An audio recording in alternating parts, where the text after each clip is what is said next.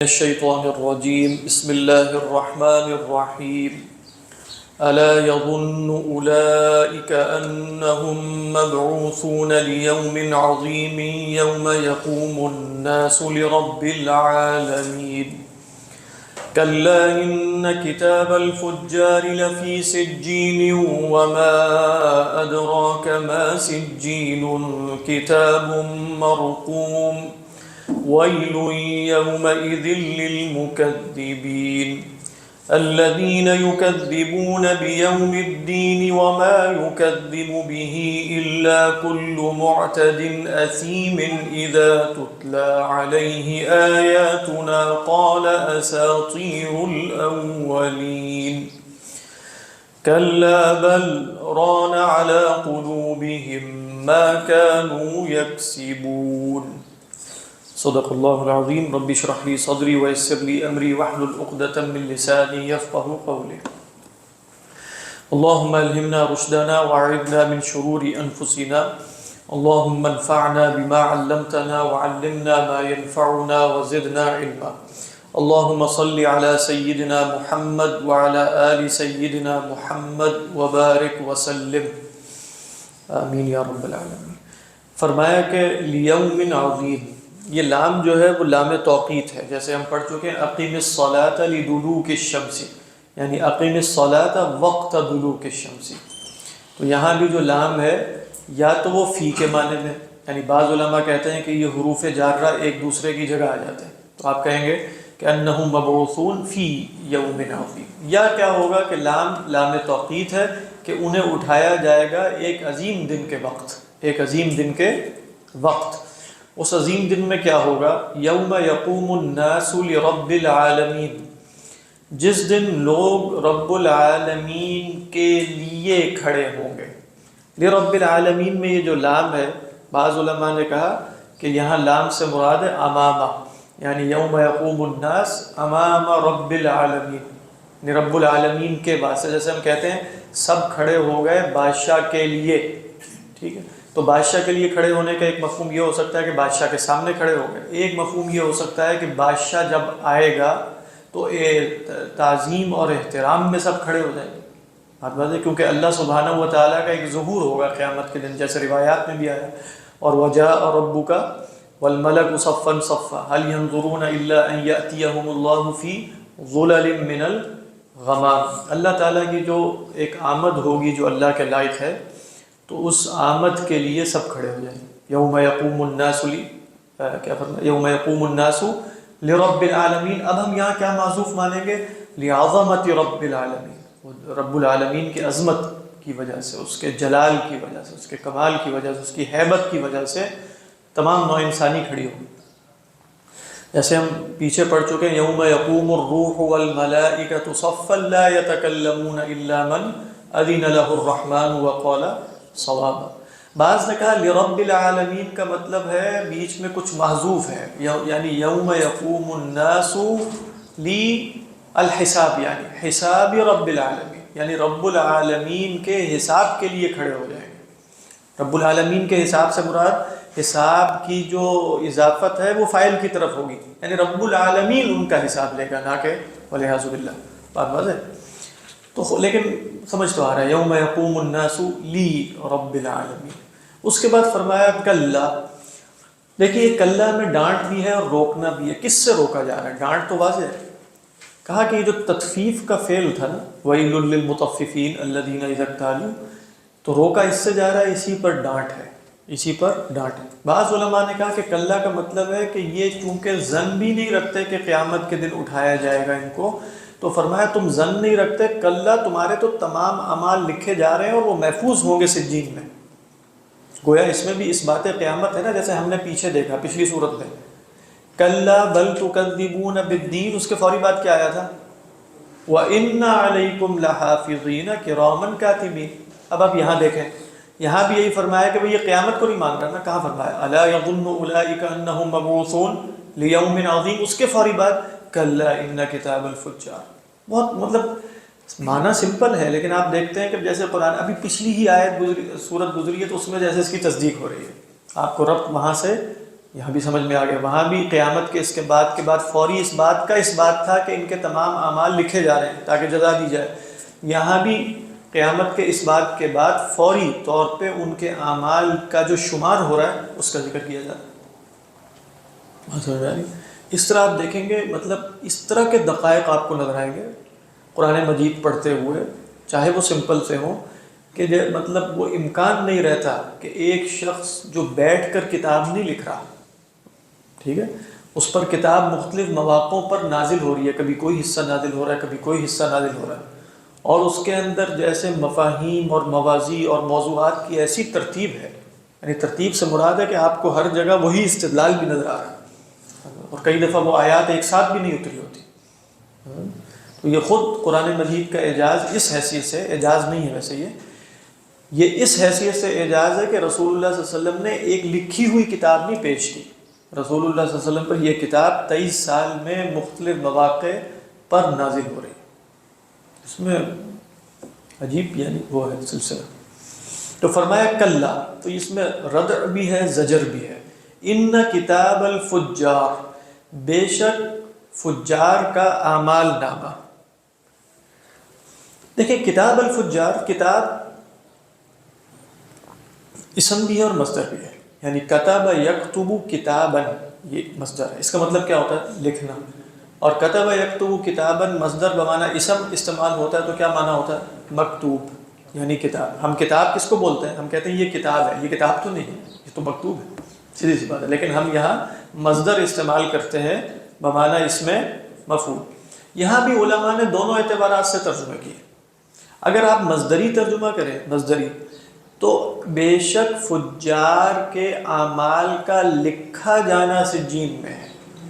ابھی ہم نے یہ نہیں کہا کہ ان کے اعمال نامے کیا ہوگا، وہ کتاب ہے کہ مکتوب ہے، وہ پھر اسمی معنی، اس میں مفعول والا معنی.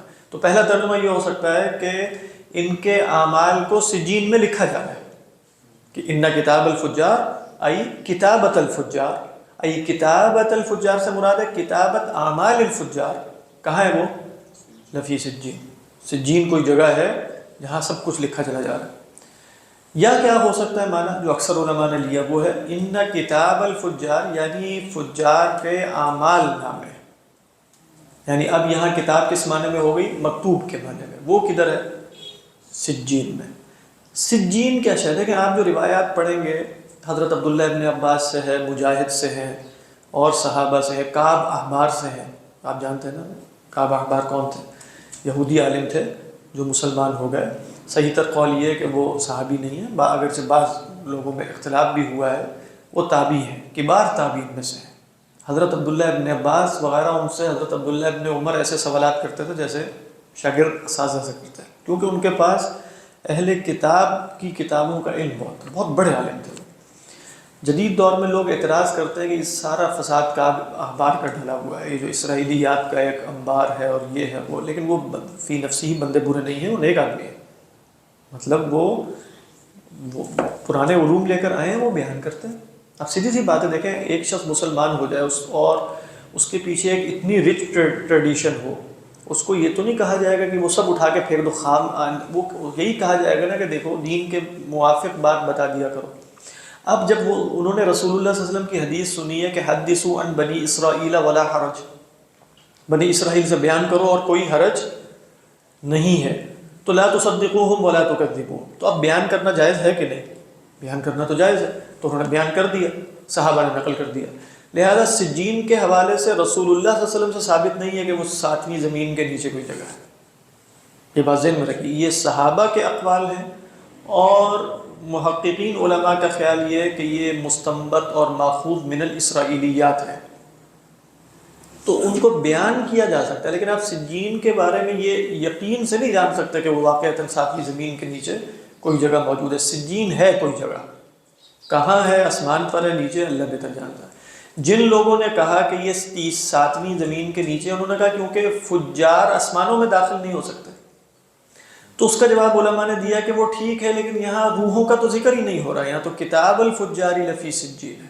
وہ تو ان اسرائیلی روایات سے پتہ چلتا ہے کہ بھئی اس کی روح بھی سجین میں ہوگی، اور بعض احادیث میں بھی اشارہ. اچھا جن احادیث میں سجین میں روح ہونے کی طرف اشارہ ہے نا، اس میں سجین کے 7ویں زمین کے نیچے ہونے کی طرف اشارہ نہیں ہے. بات سمجھ میں آ رہی ہے کہ یہ جو 7ویں زمین والا قصہ ہے یہ اسرائیلیات میں سے ہے. علیین میں بھی قرآن مجید میں صراحتاً نہیں ہے، حدیث میں اشارہ ہے. قرآن مجید میں تو کتاب کا ذکر ہو رہا ہے. ابھی بھی آپ آگے بھی پڑھیں گے کلا ان کتاب الابرار لفی علیین وما ادراک ما علیین، تو وہاں بھی یہ تو ذکر نہیں کہ وہ روحیں ہوں گی، لیکن روحیں بھی کہیں ہوں گی. تو علیین کہا کہ 7ویں آسمان پر ایک جگہ، تو نیک لوگوں کی روحیں بھی وہی ہوں گی. اللہ اعلم.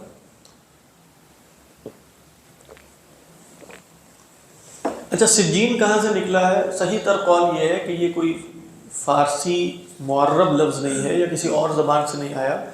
جب ہمیں کسی لفظ کا اشتقاق بھی سمجھ میں آ رہا ہو اور جو اس کا وزن ہے وہ بھی عربی کے معروف اوزان میں سے ہو، تو پھر وہ کہتے ہیں کہ اس کو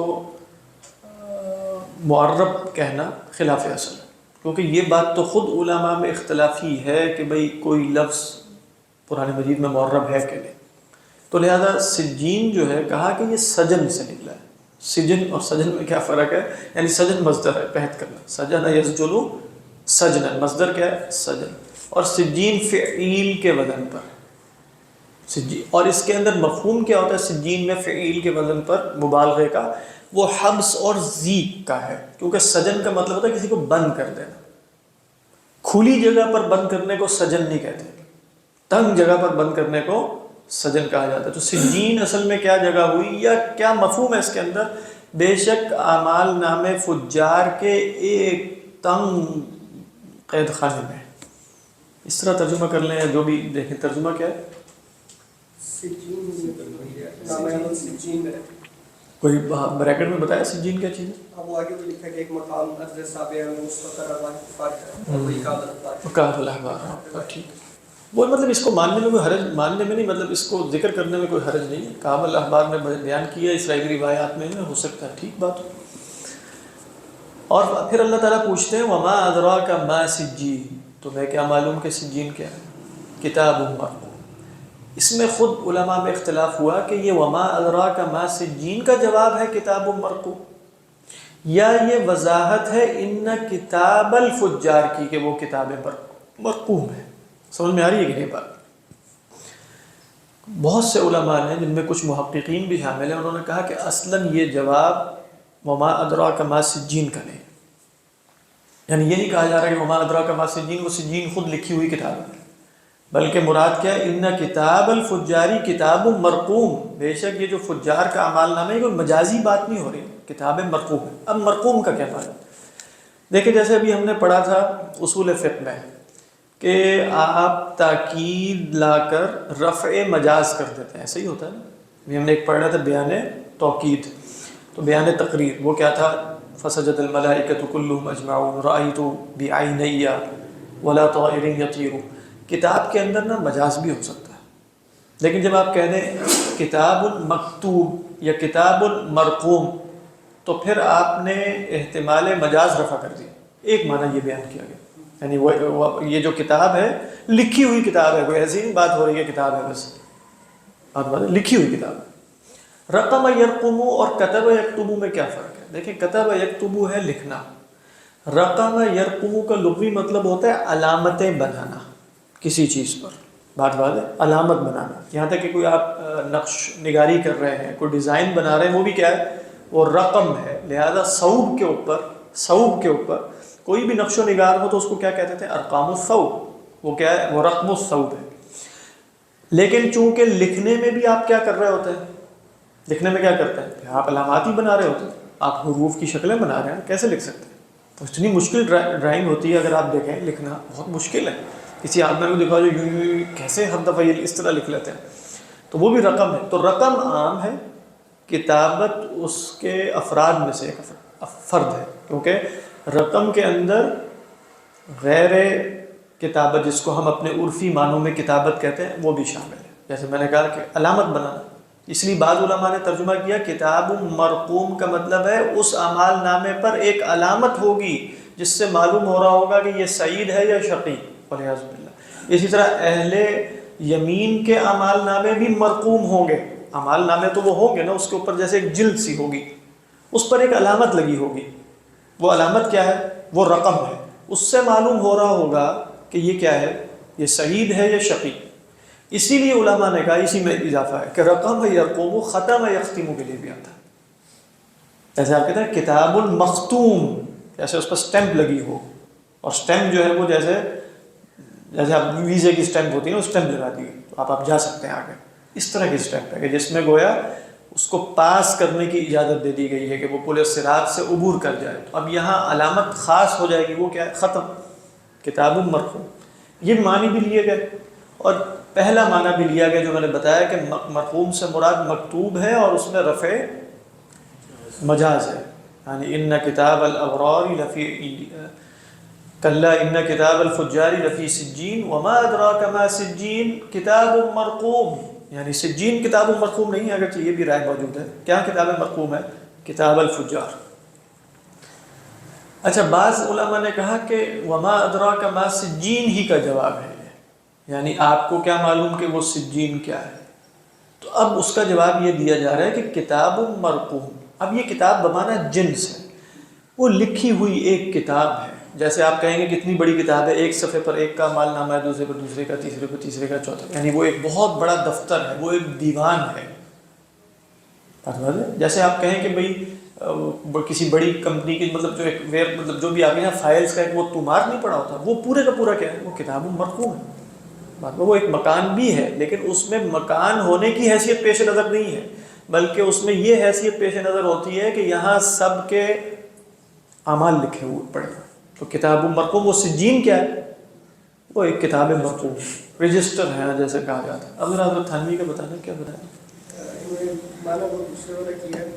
دوسرے والے صاحب؟ آپ کو کچھ معلوم ہے کہ سجین میں رکھا ہوا نامہ اعمال کیا چیز ہے؟ وہ ایک نشان کیا ہوا دفتر ہے. نشان سے اچھا، اب یہاں ہم پہلا والا معنی لے رہے ہیں، یعنی یہاں جو ہے نا کتاب الفجار کی وضاحت کر رہے ہیں کتاب مرقوم، یہ والا معنی لے رہے ہیں. جو سجین میں رکھا اعمال نامہ ہے نا وہ ہے. یعنی ما ادراک ما فی سجین نہیں کہا تھا ویسے، ما سجین. تو اب یہ اس کی وضاحت کیا کر رہے ہیں کہ وہ کتاب الفجار کی جو میں نے پہلی رائے بیان کی وہ بھی ٹھیک ہے.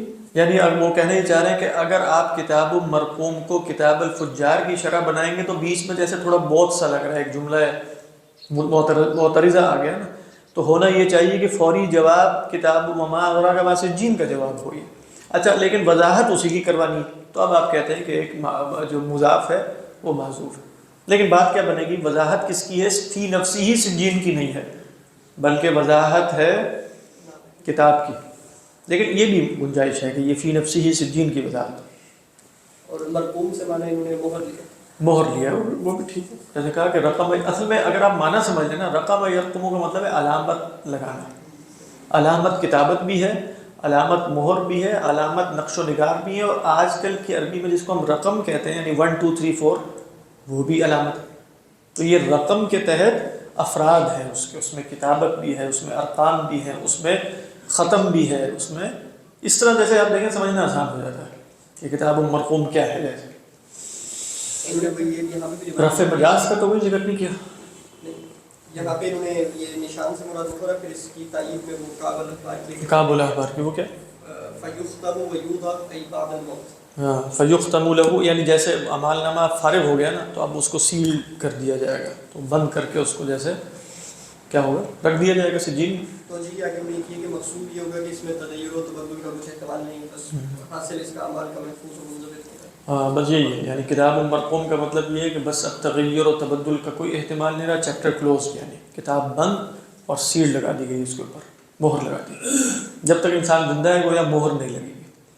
جیسے انسان دنیا سے رخصت ہوگا، اعمال امتحان ختم ہو گئے، تو اب اس میں جیسے اضافہ اور کمی نہیں ہوگی. الا من صدقۃ جاریہ او علم ينتفع به او ولد صالح يدعو له، وہ جیسے اس کے اعمال میں ختم کے باوجود جیسے ایڈیشن ہوتی رہے گی. واللہ اعلم. ہاں یا اس علیہ السلام ہاں دیکھیں کتاب مرقوم. ختم کا فائدہ ہو جائے گا.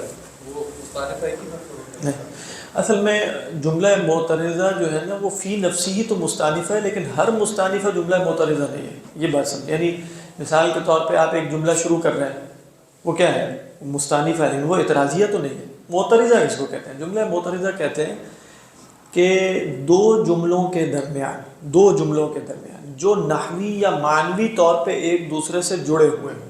آپ بیچ میں ایک ایسا جملہ لے کر آئیں جو نحوی اعتبار سے بعد والے جملے سے جو کنیکشن ہے اس کے درمیان میں اعتراض کے طور پہ، اعتراض سے مراد اعتراض یا اعتراضوں کا مطلب ہوتا ہے بیچ میں آ جانا. عرض کس کو کہتے ہیں؟ چوڑائی کو. اعتراض جیسے آپ کہیں نا انا اعترضت علیک، اس کا مطلب یہ کہ آپ باتیں کیے چلے جا رہے تھے جیسے آپ کے سامنے کوئی رکاوٹ ہی نہیں تھی، میں اچانک رکاوٹ بن کے کھڑا ہو گیا. تو عرض کیا ہے؟ عرض چوڑائی کو کہتے ہیں. تو چوڑائی میں کسی رکاوٹ کا آ جانا معنوی طور پہ وہ کیا ہے؟ اعتراض.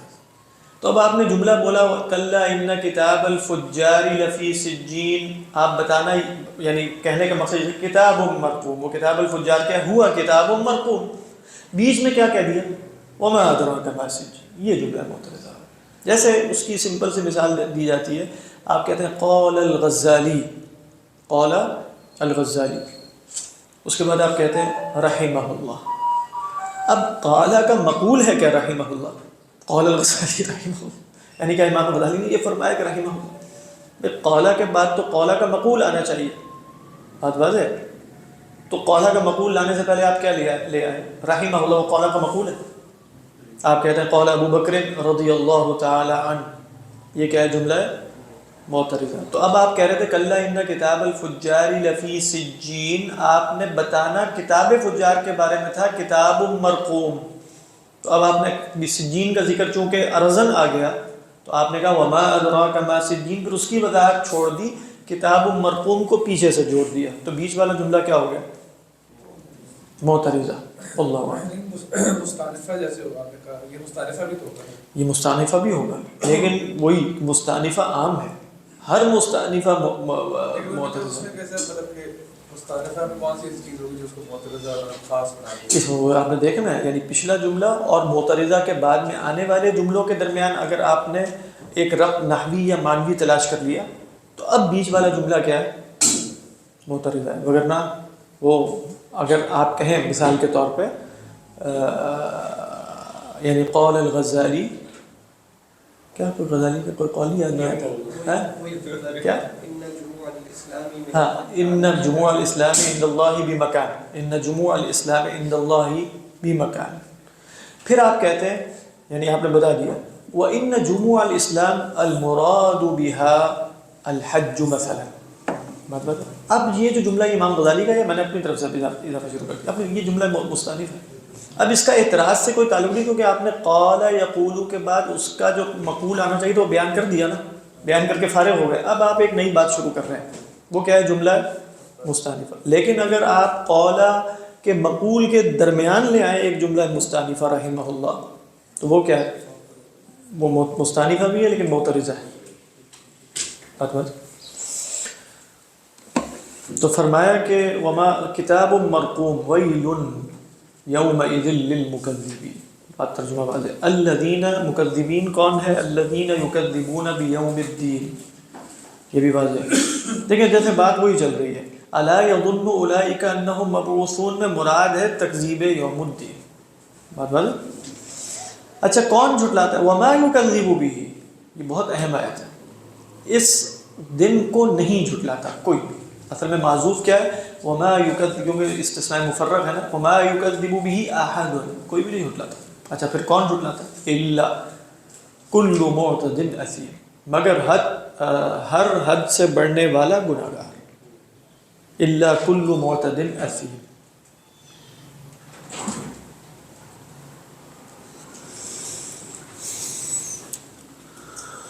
اگر یہاں ایک اعتراض کیا جائے جملہ معترضہ کے طور پہ، یعنی وہ لغوی معنوں میں، کہ اللہ تعالیٰ نے یہاں حصر قائم کیا وما یکذب بہ الا کل معتد اثیم. جو بھی جھٹلاتا ہے قیامت کے دن کو وہ کون ہوتا ہے؟ معتد اثیم، حدود کراس کرتا ہے اور گناہ گار ہے. اگر آپ کہیں کہ یہ تو امر واقعہ کے خلاف ہے، بہت سے لوگ قیامت کو جھٹلاتے ہیں. وَلَيْسُوا مُعْتَدِينَ وَلَا أَثِيمِينَ، پھر اس کا کیا جواب ہے؟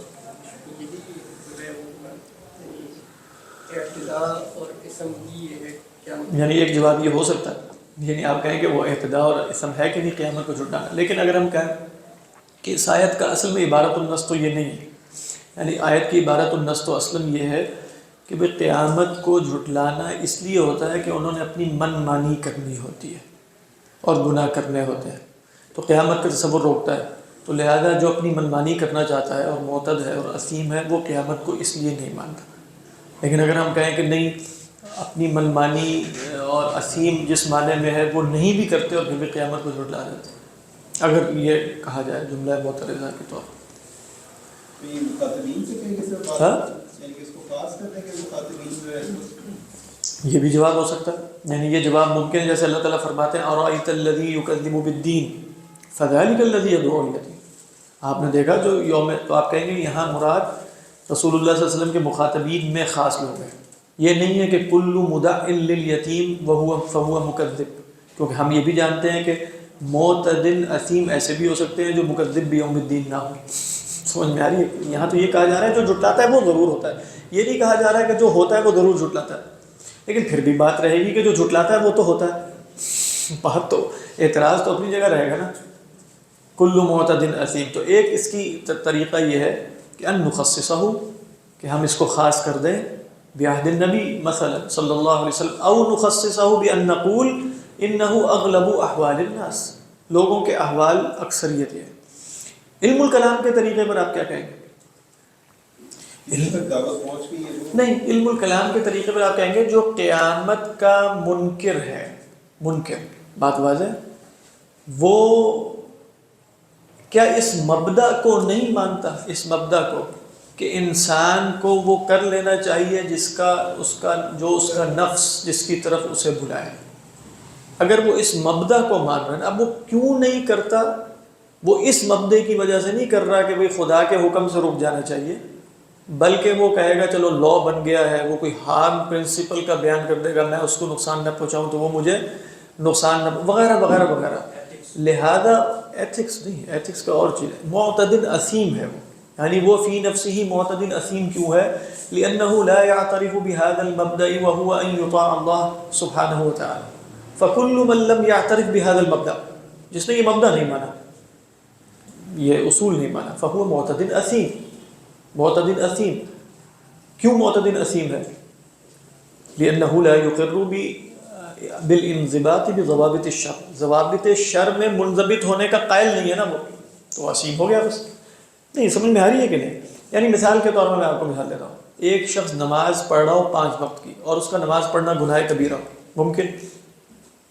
آپ کہیں گے کہ وہ اسیم بھی ہوگا اور معتدل بھی ہوگا، یعنی وہ نماز پڑھتا ہے 5 وقت، نماز کی فرضیت کا قائل ہوئے بغیر مداومت کے ساتھ، اس کا نماز پڑھنا گناہ کبیرہ ہے، صحیح ہوتا؟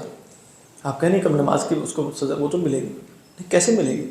اس لیے کہ وہ تو کافر ہے، بات واضح ہے کہ نہیں سمجھ میں آ رہی؟ جیسے بغیر وضو کے نماز پڑھنا کیا ہے؟ ثواب کا کام ہے، گناہ کبیرہ ہے، بات واضح ہے کہ نہیں؟ بغیر وضو کے نماز پڑھنا، بغیر ایمان کے نماز پڑھنا، بات واضح۔ تو لہذا معتدل اسیم کا تعلق بالفعل اسم سے نہیں ہوتا، کوئی شے اسم اور نیکی بنتی ہی اس مبدأ کی وجہ سے۔ ایک شخص جو ہے وہ لائن میں کھڑا ہوا ہے گاڑیوں کی یا اس کی، وہ نیکی کر رہا ہے، اور ایک شخص دوسری جگہ لائن میں ہی کھڑا ہوا ہے لیکن وہ کیا کر رہا ہے؟ معتدل اسیم۔ کیوں معتدل اسیم؟ کیونکہ جس مبدأ کی وجہ سے، مبدأ کا مطلب سمجھ رہے ہیں کیا؟ ہاں، جس پرنسپل کی وجہ سے وہ اس وقت وہاں لائن میں کھڑا ہوا ہے، وہ پرنسپل خدا کے ہاں اسم اور اعتدا ہے۔ نہیں بات سمجھ میں آئی؟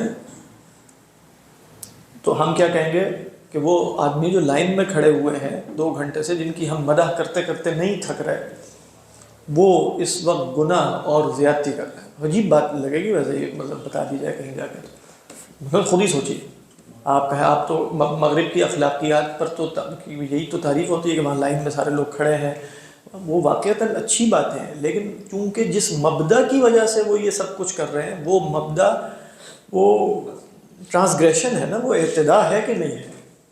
وہ اعتدا ہے، وہ اسم ہے، تو لہٰذا ان کا لائن میں کھڑا ہونے سے میں نے نماز کی مثال دی ہے، وضو کے بغیر نماز میں کھڑا ہو گیا جا کے، تو آپ کہیں کیا اس کو تم کہہ رہے ہو گناہ کبیرہ کر رہا ہے، نماز پڑھ رہا ہے وہ، سبحان اللہ الحمدللہ تلاوت بھی ساتھ کر رہا ہے، تم کہہ رہے ہو کہ یہ گناہ کا کام کر رہا ہے، کیوں؟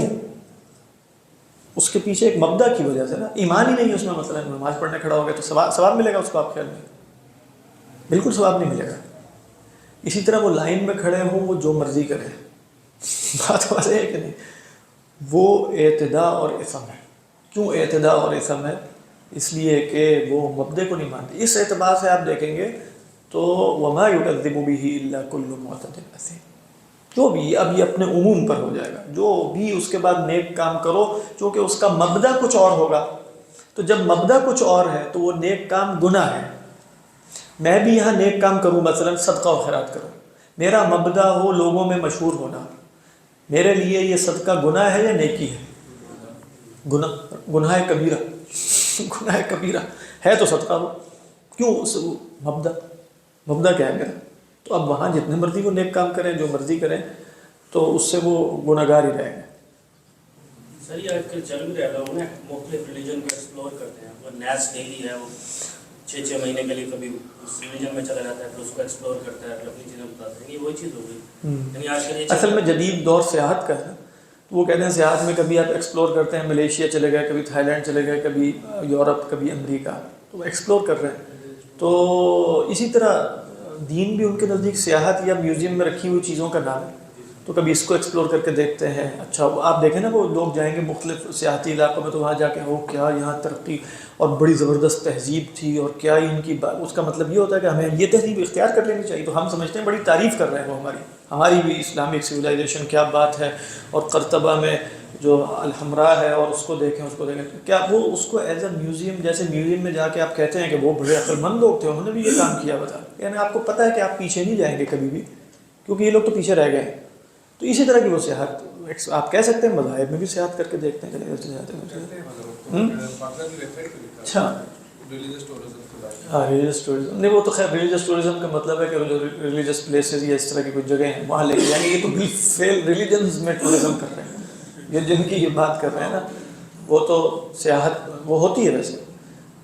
تو جب آپ کو پتہ ہے کہ 6 مہینے کے لیے آپ گئے ہیں تو پھر اس کے بعد تو چلے ہی جانا، لیکن اس میں مبدا ہے اصل میں۔ دیکھیں ایسا شخص جو 6 مہینے کے لیے مسلمان ہوا، مسلمان ہے، یعنی آپ خود ہی سوچیں گے جو کہہ رہا ہے میں 6 مہینے کے لیے مسلمان ہو گیا، اس کے بعد میں چلا جاؤں گا ہندو مت، اگلا اسٹیشن ہندو مت تو وہ مسلمان نہیں ہے، وہ حالت اسلام میں بھی معتدل اثیم ہے۔ یہ ہمارا علم الکلام اور تصوف اور اخلاق میں یہ بات بالکل واضح ہے، یعنی چیزوں میں نیکی کس طرح پیدا ہوتی ہے، وہ تو اس مبدا کی وجہ سے پیدا۔ مسلمان ہے ویسے کون؟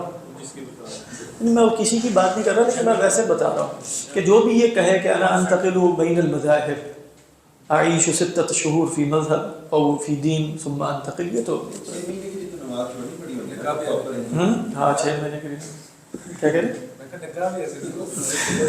گنگا میں نہ، تو یہ ہے وما یکذب بہ، لیکن اس کا مطلب اصل میں آیت کا مفہوم یہ ہے کہ انسانی نفس چونکہ اعتداء اور گناہ چاہتا ہے، لہذا وہ انسان کو کس پر آمادہ کرے گا؟ یوم جزا و سزا کے انکار پر، بس وما یکذب بہ الا کل معتد اثیم۔ لہذا ان سے جب کہا جائے گا اذا تتلی علیہ آیاتنا، تو ماننا تو نہیں ہے۔ قول اساطیر الاولین، اساطیر جمع ہے اسطورۃ کی، اسطورہ کس کو کہتے ہیں؟ لکھی ہوئی شے جو ما قبل لکھی گئی ہو اور چلی آ رہی ہے، کیونکہ یہ بھی سطر سے۔ اچھا سطر یسطر، کتب یکتب سے کیا فرق ہے؟ کہ اس میں لائنز میں لکھنا ہوتا ہے، یعنی آپ یوں اوپر نیچے لکھ دیں تو وہ بھی کتابت تو ہے، اور پرانی کتابتیں عجیب و غریب قسم کی ہوتی ہیں، پتھروں پہ بھی ہیں، ٹیڑھی مٹیڑھی بھی ہیں، لیکن سطر کے اندر جیسے ایک بالکل سسٹمیٹک قسم کی جو رائٹنگ ہے نا، وہ سطر ہے۔ تو اسطورہ اصل میں کس کو کہتے ہیں؟ پرانے، جس کو آپ میتھس کہتے ہیں، اس کے اندر بھی کچھ عقائد کی طرف اشارہ ہوتا ہے اصلاً، لیکن وہ کہہ رہے ہیں یہ یہاں بھی کوئی میتھس وغیرہ مراد نہیں ہے، یہاں اساطیر الاولین کا معنی ہے، علماء نے کہا کہ پرانے لوگوں کی کچھ گھڑی ہوئی باتیں جو انہوں نے لکھ کر آگے نشر کر دی، یہ کیا ہے؟ اساطیر الاولین۔ پرانے لوگ، جیسے ہم اس کا ترجمہ کرتے ہیں پرانے لوگوں کے قصے اور کہانیاں، پرانے لوگوں کے قصے اور کہانیاں، عاد اور ثمود کا قصہ تو ہو سکتا ہے، قیامت کا قصہ پرانے لوگوں کے قصے کیسے بنے؟ وہ کیسے؟ پرانے لوگوں کے گھڑے ہوئے قصے، یہ مراد ہوتی ہے اساطیر الاولین، یہی ترجمہ کیا۔ کھڑے ہوئے یا کچھ؟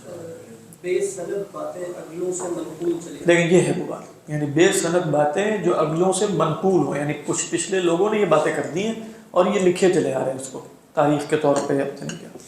یہ جو معتزلہ نسیم اگر اس کا وہ مطلب لے لیا جائے جو پہلے جو گناہ گار ہے اس کی وجہ سے وہ انکار پہ آ جاتے ہیں. ہاں بالکل وہ بات ٹھیک ہے، یعنی لیکن اس میں وہ مطلب یہی ہے جو آپ بتا رہے ہیں، یعنی وہ چونکہ اپنے گناہوں کو نہیں چھوڑنا چاہتا تو لہذا اس کا اصرار علی الآثام اسے ان دی اینڈ وما یکذب به یعنی تکذیب تک پہنچا دیتا ہے. مراد یہ ہے.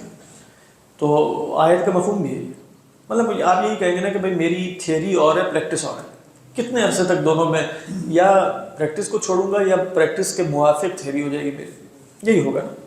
وہ کیا کہتے ہیں اس کو کوگنیٹو ڈسوننس سے بچنے کے لیے مطلب یہی کام کیا جاتا ہے. انسان ایسے ہی کرتا ہے بہت عرصے تک، بالکل فکر و نظر میں اور ہونا، عمل میں اور ہونا، یہ بہت لمبے عرصے تک مشکل ہوتا ہے بہت. یعنی ایک طرف کھینچ لیتا ہے، یا تو عمل کھینچ لے گا تو علم کو اپنے تابع کر لے گا، تو اس کا مطلب ہوتا ہے کہ علم نفس کے تابع ہوں گے، جس کو قرآن مجید ہوائے نفس کہتا ہے.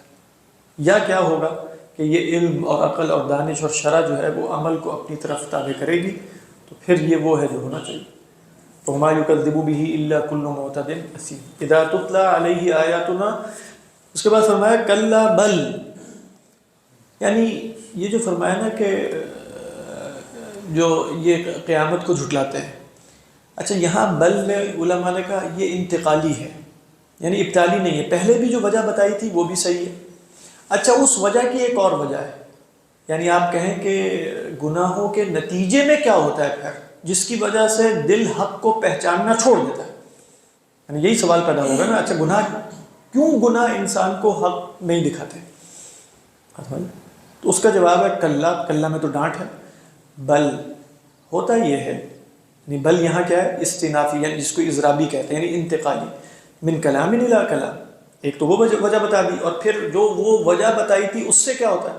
کسب سے، یعنی ران علی قلوبہم ما کانوا، ران یرین رینا و ریونا، دو مصدر. ران یرین، اس کا ویسے لغوی معنی ہوتا ہے غلب یغلب، چھا جانا، غالب آ جانا. حدیث میں جیسے رین جو ہے وہ صدا کو، زنگ کو بھی کہا گیا ہے. وہ جو حدیث ہے کہ اذا اذنب العبد ذنبا نکتت فی قلبہ نکتۃ سوداء، کہ جب بندہ کوئی گناہ کرتا ہے تو ایک سیاہ ڈاٹ اس کے دل میں لگ جاتا ہے. فَإِذَا تَابَ سُقِلَ قَلْبُهُ، اگر وہ توبہ کر لے تو اس کا دل سیقل ہو جاتا ہے، اس کے دل کی صفائی ہو جاتی ہے. وَإِنْ أَصَرَّ، اگر وہ اصرار کرے، فَذَلِكَ هُوَ الرَّيْنُ او کما قال، تو یہ ہے وہ رین. کیا فرمایا صلی اللہ علیہ وسلم نے؟ او کما قال فذلک هو. پھر آپ نے یہ آیت پڑھی کلا بل ران علی قلوبہم ما کانوا یکسبون، کا مطلب یہ ہوگا کہ یہاں ما کانوا یکسبون میں کسب برے اعمال کا ہے، کیونکہ یہ تخصیص کیسے ہوئی؟ تخصیص ہوئی کل معتد اثیم کا، تو یہی کسب تھا ان کا. اگر نہ کسبہ یکسبو تو عام ہے، لیکن نیک عمل کے نتیجے میں جو شے دل پر غالب آتی ہے اس کو رین نہیں کہتے، کیونکہ حدیث میں اس کو رین نہیں کہا گیا. لیکن جب یہاں رین آ گیا تو رانا کا فاعل کون ہے؟ کون غالب آ گیا ان کے دلوں پر؟ رانا کا فاعل ہے ما. یہ ذہن میں رکھے، رانا یرین و رینن کا تو مطلب غالب آنا ہے. کلا بل رانا علی قلوبہم، ان کے دلوں پر ایک شے چھا گئی ہے. وہ کیا چھا گئی ہے؟ ما کانوا یکسبون، جو وہ کماتے ہیں وہ چھا گئی ہے. سمجھ میں؟ لیکن رین کے اندر اب چھانے کے مفہوم کے ساتھ ساتھ جیسے وہ کدورت کا مفہوم آ گیا. کیا ترجمہ ہے تھانوی میں؟ ان کے دلوں پر ان کے اعمال کا زنگ بیٹھ گیا. ہاں، یہ زنگ کا جو، یعنی یہ بھی محاورہ تل ایک ترجمہ ہے. اعمال کا زنگ بیٹھ گیا، اس میں وہ رانا یرینو میں زنگ مراد لے رہے ہیں، لیکن رانا کا فاعل ہے، یعنی انڈین کیا ہے؟ ان کے دلوں پر بیٹھ گیا ہے ان کی کمائی. اور بیچ میں ایک شعر محذوف کیا ہے؟ رانا علی قلوبہم رین ما کانوا یکسبون، یعنی ان کے دلوں پر بیٹھ کیا گیا ہے، چڑھ کیا گیا ہے؟ ان کی کمائیوں کا زنگ، وہ یہ رین ہے. تو رانا یرینو کے اندر چونکہ مصدر رین ہے اور رین زنگ کے معنی میں استعمال ہو جاتا ہے، تو وہ انہوں نے یہ معنی لے لیا اس کا. اچھا کلا کا جو معنی ہے وہ اس میں تحقیق کے معنی میں آ سکتا ہے اتنا بھی؟ اصل میں کلا تحقیق کے معنی میں تو نہیں آتا. کلا کا جو لفظ ہے نا وہ ہے حرف ردع و زجر، وہ ہے ردع اور زجر. زجر کس کو کہتے ہیں؟ ڈانٹ کو. ردع کہتے ہیں روکنے کو. یعنی ایک ڈانٹ ہوتی ہے، ایک ہے ڈانٹ کر کسی کو کسی شے سے منع کیا جائے، یعنی تم اپنے کمائی سے باز آ جاؤ، کلا یہ ہے۔ تو تحقیق کا مفہوم میرے علم کے مطابق یعنی آپ اس کو ویسے لے لیں محاورتاً تو ٹھیک ہے، لیکن کلا کے اندر فی نفسی ہی تحقیق نہیں ہے۔ واللہ اعلم۔ کل ہی پڑھا تھا ہدایت النحو کلا سیعلم ثم، یعنی کلا کا مطلب اتنا کے معنی۔ ہاں اصل میں نا وہ بھی لازمی مفہوم ہے، یعنی اللہ تعالیٰ نے فرمایا نا کہ بھئی یہ تم الہاکم التکاثر، اس کے بعد کلا، جیسے حضرت شاہ عبد القادر نے ترجمہ کیا کوئی بات نہیں، یعنی ہونا تو ہونا، ایسا تو ہونا ہی ہے، تم نہ مانو۔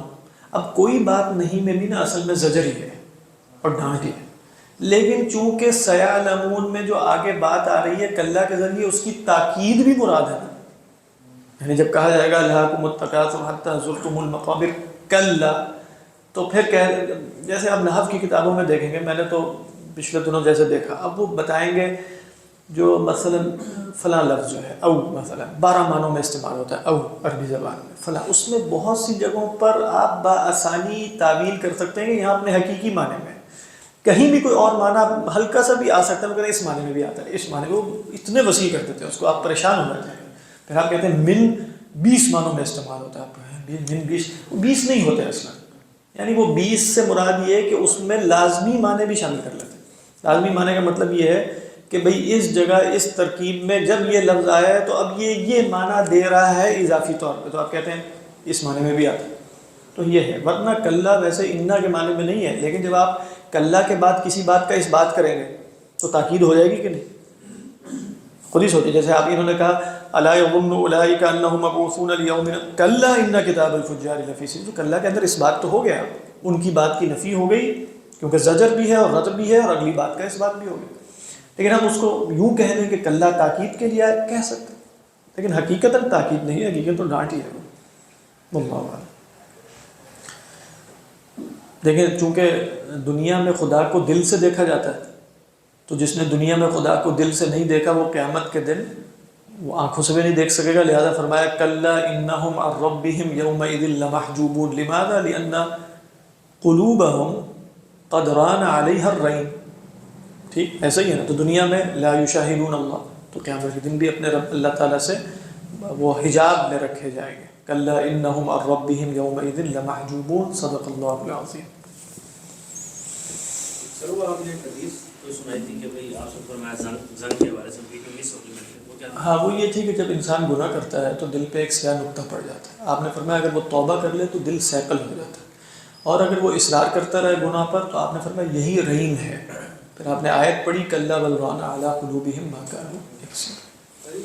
نحو کی کتابوں میں جب تاکید اور تحقیق کہتے ہیں ایک ہی معنی ہے؟ ایک ہی معنی، تحقیق اور تاکید، جیسے ہم کہتے ہیں نا قد للتحقیق، بس اصل میں انا اور قد میں اس طرح کا فرق نہیں ہے، قد ویسے اور معنوں میں بھی استعمال ہوتا ہے، لیکن قد چونکہ ماضی پر آتا ہے، انا جو ہے وہ ماضی پر نہیں آتا، تو انا ہم کہتے ہیں وہ